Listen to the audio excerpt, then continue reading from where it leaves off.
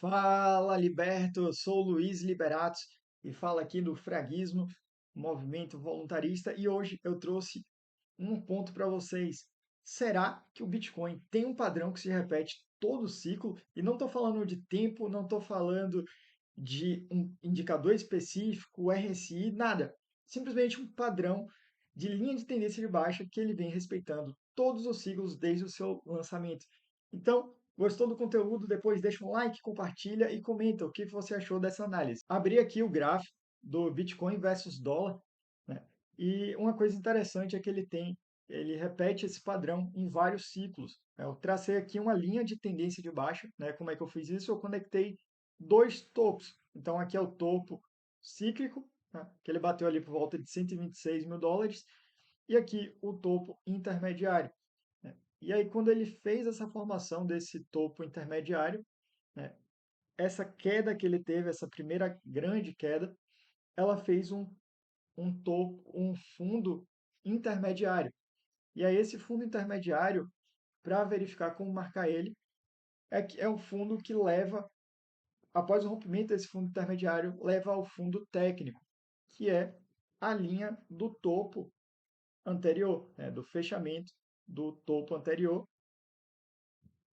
E aí nisso a gente vê como, por mais que a vela ela venha, o pavio dela ela fura essa área, mas fecha acima. Então ela vem e se comporta aqui lateralizando até ter um rompimento. E aí quando ela rompe, ela volta para retestar. E aí ela faz esse reteste aqui e começa a lateralizar embaixo da linha do topo do ciclo anterior até romper essa área e a gente iniciar um novo bull market.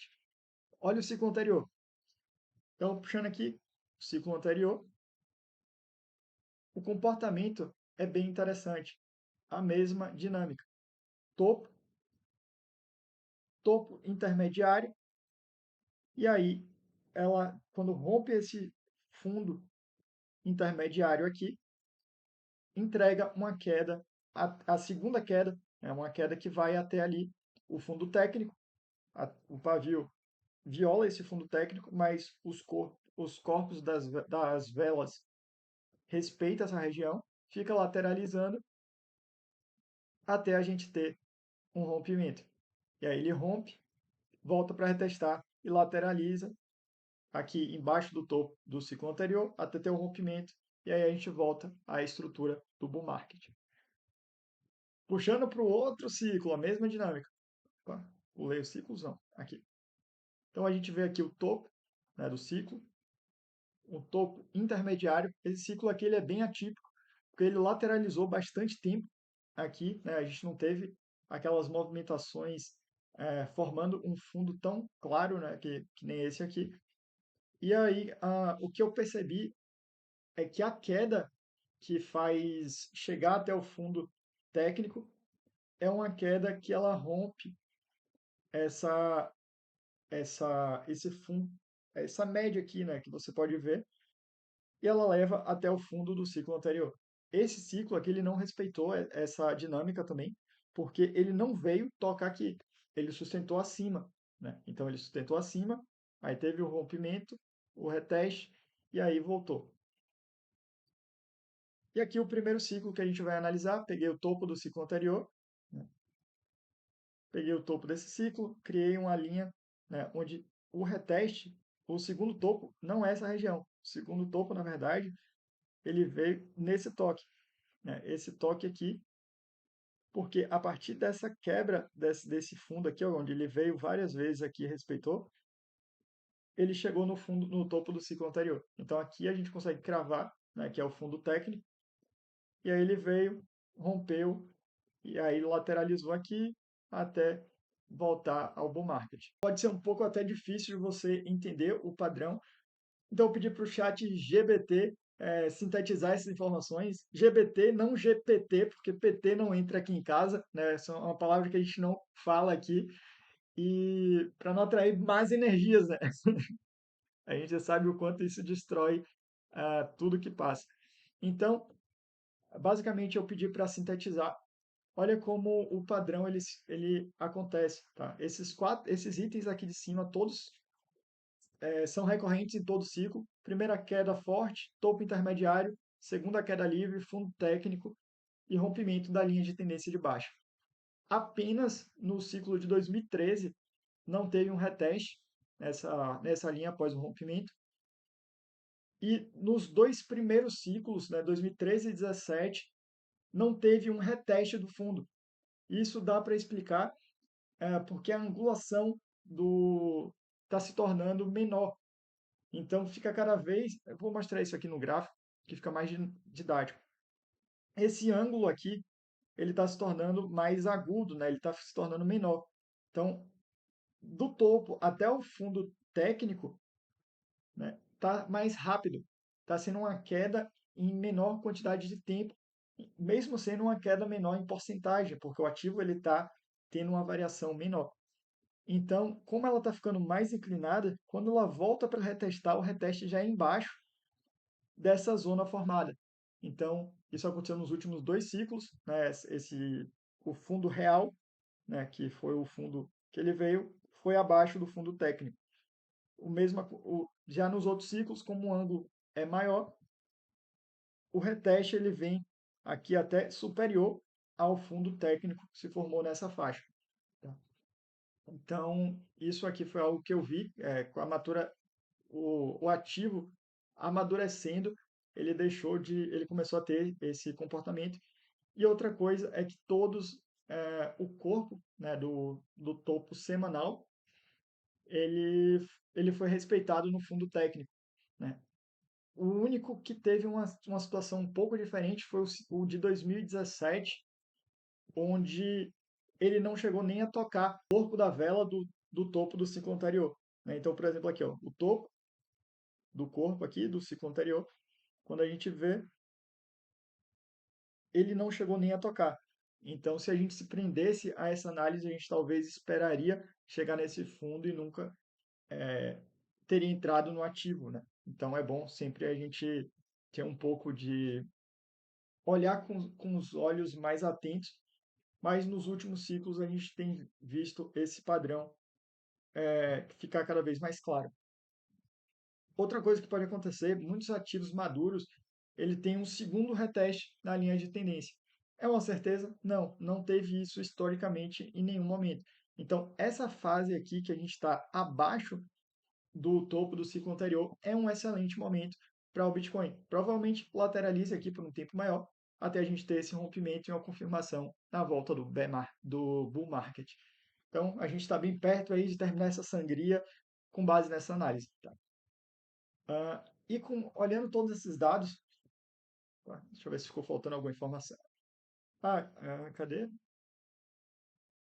Eu trouxe algumas coisas aqui interessantes, né? Alguns dados. A gente está tendo uma compressão temporal. Então, a galera que olha só calendário, tempo, 500 dias antes do halving, não sei o que lá, pode acabar ficando para trás, porque não, o que os dados estão mostrando para a gente, quando a gente faz uma análise, a gente vê que está sendo um movimento comprimido, tanto em porcentagem quanto em velocidade. Os ciclos estão se tornando mais comprimidos. Então, para vocês terem uma noção, eu trouxe aqui os dados da semana, de quantas semanas demoraram para chegar até o fundo estrutural, né? Então foram 58 semanas, 53, 31, 18, né? Então está caindo, 2013 58, e agora atualmente demorou apenas 18 semanas, né, para a gente ter aquela última pernada ali de baixo. Essa segunda queda, né, que forma o topo estrutural. Cadê? Essa segunda queda.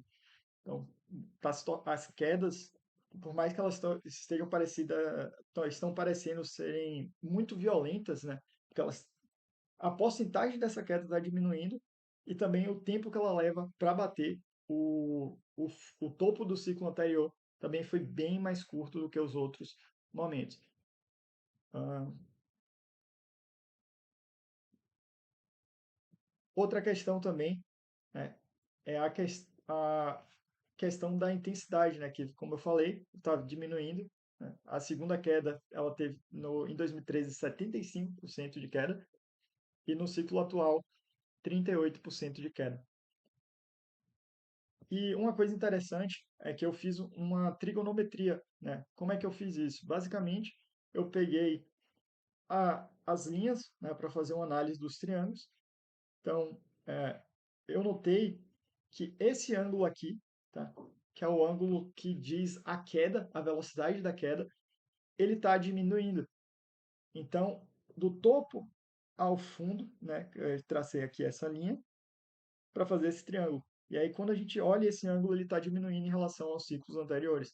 Tá? Aqui você está vendo, como eu expliquei anteriormente, né? Tá você vê que a linha está ficando cada vez mais agudo, né? Está fechando o ângulo, o que quer dizer que a velocidade do ciclo está se tornando menor. Então, ela saiu em 2017 de 46,9%, né? 47% ali arredondando, para em 2021 33,3%, e nesse ciclo atual 26,4%. Né? Então, a gente está tendo essa compressão do ângulo, compressão de tudo, né? Do ciclo, de porcentagem.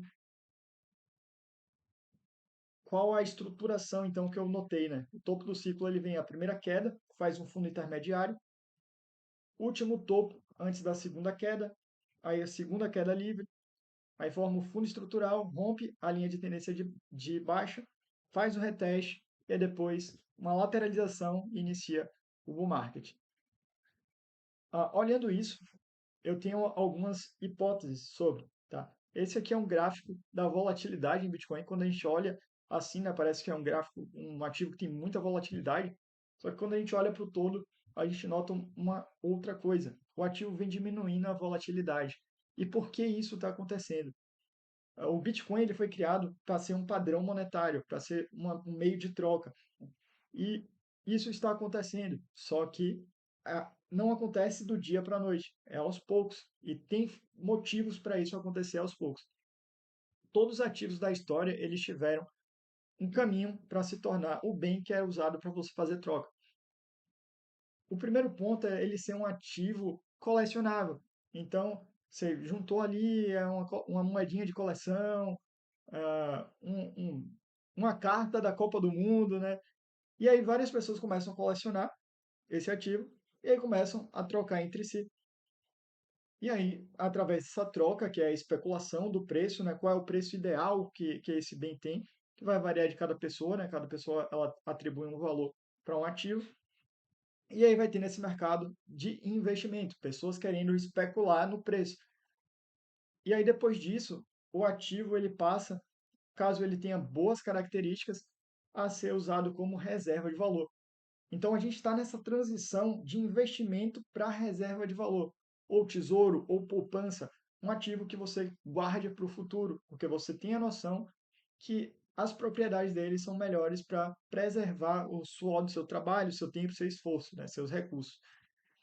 E o Bitcoin tem excelentes qualidades nesse aspecto, e cada vez mais você olha as pessoas se frustrando no Bitcoin como investimento. Ah, ele oscila pouco, tem pouca lucratividade, né?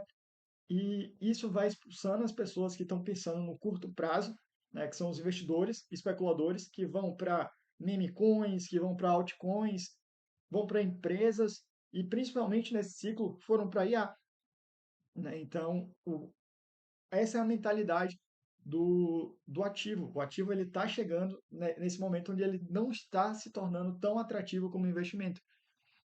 E, por outro lado, isso faz parte da maturação do ativo, porque quando a volatilidade diminui, as pessoas já começam a olhar, olha, ele é interessante para eu pensar em 10, 15, 20 anos. Isso diminui a quantidade de moedas sendo circuladas e, consequentemente, mais entesouradas. Então, você gera uma nova valorização pelo ativo por você diminuir a quantidade de bens que estão sendo trocados. Né? E aí, consequentemente, a gente entraria em outra fase. Então, o Bitcoin ele tem uma teoria de curva S. Então, as pessoas começaram a entrar em investimento, especulação, e aí ela vai declinando os ganhos percentualmente. Né? Então, é isso que a gente está vivendo agora, né? Esse achatamento dessa curva de valorização.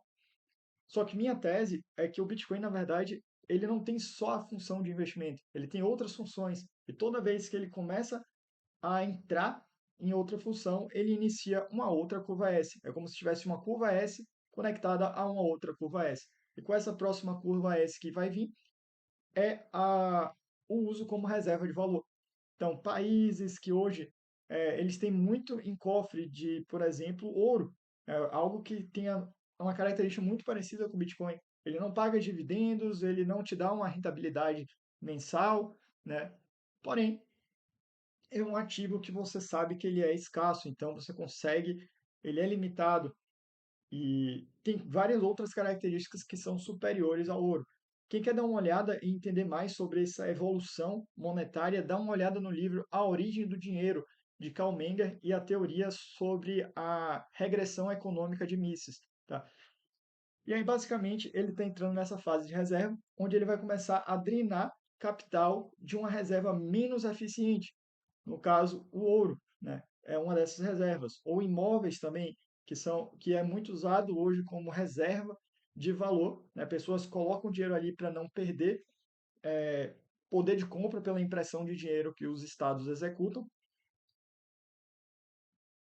E aí, com isso, eles utilizam como ferramentas para você guardar poder de compra, né? Manter-se com um bom caixa futuro, né? Pensando no futuro, é aquela ideia de você entesourar, né? Guardar para o futuro quando você não estiver mais produzindo ou para passar para os seus sucessores. Após isso, a gente vai entrar em uma nova fase, que é a colateralização. Eles não vão usar mais o Bitcoin como apenas investimento ou reserva. Eles vão começar a utilizar o Bitcoin como uma ferramenta que dão acesso a pegar crédito. Então, uma família aqui nos Estados Unidos, né, fez o primeiro negócio ali de uma hipoteca com o Bitcoin. Então você está começando a ter esse mercado surgindo. E as curvas S do Bitcoin, elas não são isoladas. Não é você primeiro você tem uma fase e depois a outra. Não, essas fases elas vão acontecendo ao mesmo tempo. Algumas pessoas já usam o Bitcoin como um meio de troca, né? Em alguns lugares, como o Rolante, a Praia do Forte, né? Alguns processos que ensinam as pessoas a usar Bitcoin no dia a dia. Só que não é hoje a característica predominante do Bitcoin. Ele está ainda entre duas fases: investimento e reserva de valor. E há algumas pessoas já usando como colateral. Então, essas curvas elas vão se sobrepondo, né? Então, é uma curva S, depois outra curva S, e assim é como eu vejo o ativo se comportar até ele atingir o padrão, o perfil de padrão monetário, onde ele deve começar a ter uma estabilidade, porque as pessoas não vão comparar, mas se o Bitcoin atingir esse patamar de padrão monetário, a gente não vai estar mais discutindo o Bitcoin versus o dólar. Na verdade, vão ser os outros ativos perante ao Bitcoin. Por exemplo, ouro perante o Bitcoin. Então, o ouro vai ser um ativo que a gente vai investir em ouro ou investir em algum ativo para especular, né? E enquanto o Bitcoin vai ser o ativo que vai ser usado como régua, como padrão monetário, tá? Isso é que eu enxergo, essa é a minha teoria. E aí, o que é que achou dela? Manda aí nos comentários sua opinião, curtiu, compartilha com seus amigos. E é isso. Vida, propriedade, liberdade e muitos sats no teu bolso.